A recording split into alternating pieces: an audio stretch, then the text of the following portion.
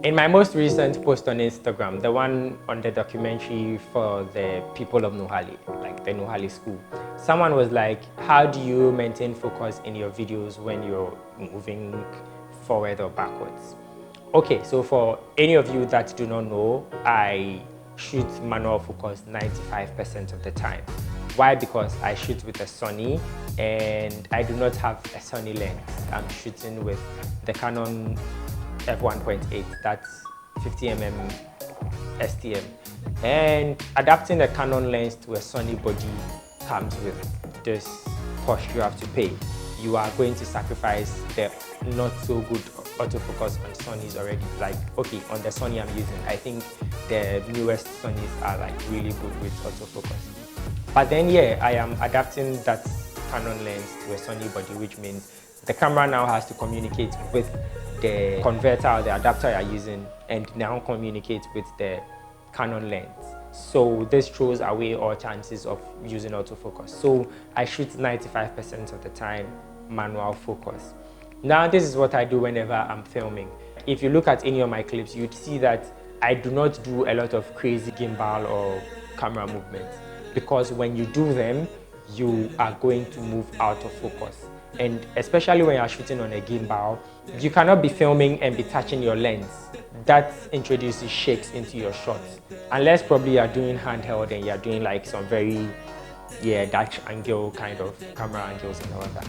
So what I do is, one, I set my focus before pressing record.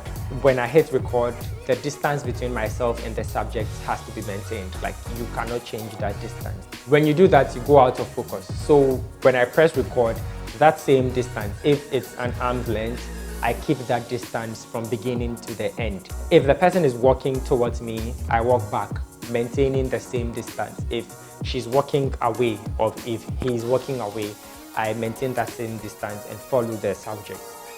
Any other thing sends your clip out of focus. So mostly I'm shooting probably f1.2 or anything above that. And for that kind of shallow depth of field, the slightest change in distance between the camera and the subject takes the subject out of focus. So that's one thing you have to know. So when I'm doing the whole orbiting shots, pushing loud, I make sure I'm maintaining that same distance from the initial focal distance I set. Then one other thing you can do is use the aperture with the greatest number. So if it's f22, f13, shoot at that aperture. But then you'll be sacrificing shallow depth of field because everything would be in focus. When you do that, you are playing the safe card so that you are not losing focus on your subject, and your background is also in focus. But that doesn't make your clip very cinematic. If that's something you want to do, then for that, you can move whatever way you want to move at whatever pace you want to move aside whatever the subject is doing. When you watch any of my clips, you realize I'm either moving with the subject or standing with the subject so that the same distance will be kept. And even when I'm moving around the subject, I'm moving at maintaining that same distance and doing my 360.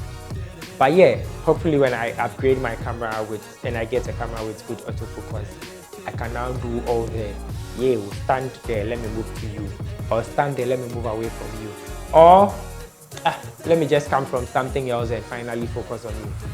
But then if thankfully you're shooting with a mobile phone that has good autofocus, that one you can move at whatever pace you want to move and your camera would keep focus, because the aperture in there allows almost everything to be in focus, unlike what you'd get if you're shooting f1.2 with probably a 50mm.